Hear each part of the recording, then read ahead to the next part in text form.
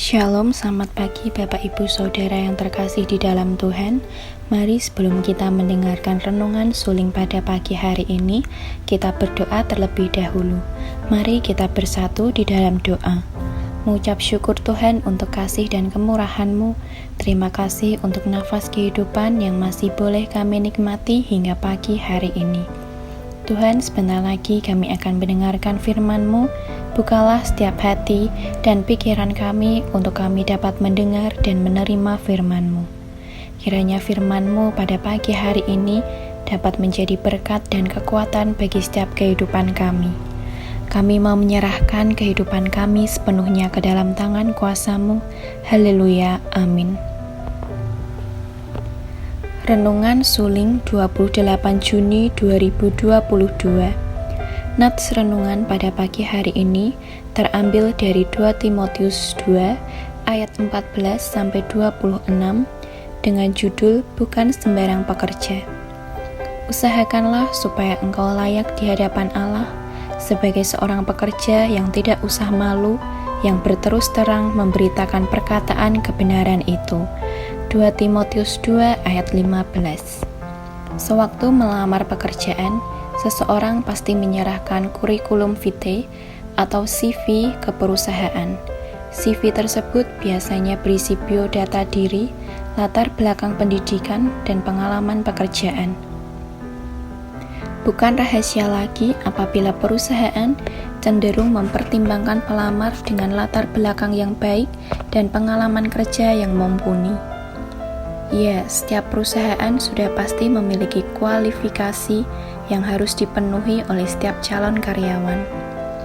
Dalam suratnya kepada Timotius, Paulus sedang mengajarkan kualifikasi yang harus dimiliki oleh Timotius sebagai seorang pekerja Kristus. Paulus mengingatkan kepada Timotius supaya engkau layak di hadapan Tuhan, atau dengan kata lain, Timotius harus memberikan yang terbaik bagi Tuhan. Bukan memberikan setengah-setengah atau asal-asalan, tetapi hidupnya yang terbaik harus diberikan kepada Tuhan Yesus.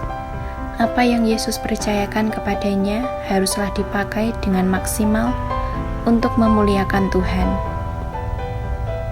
Paulus juga mengingatkan Timotius agar berusaha untuk hidup layak di hadapan Allah sebagai seorang pekerja yang tidak usah malu, yang berterus terang memberitakan perkataan Injil kebenaran itu.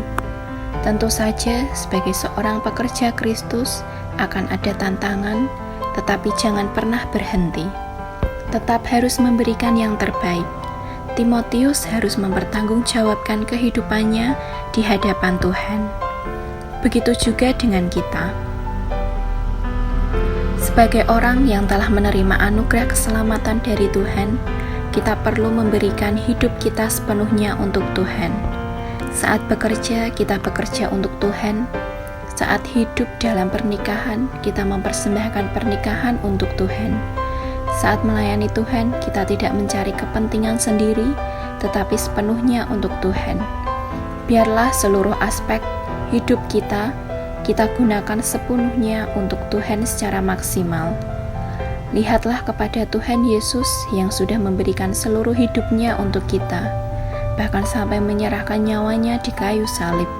Masakan kita hanya mau memberikan hidup kita seadanya saja?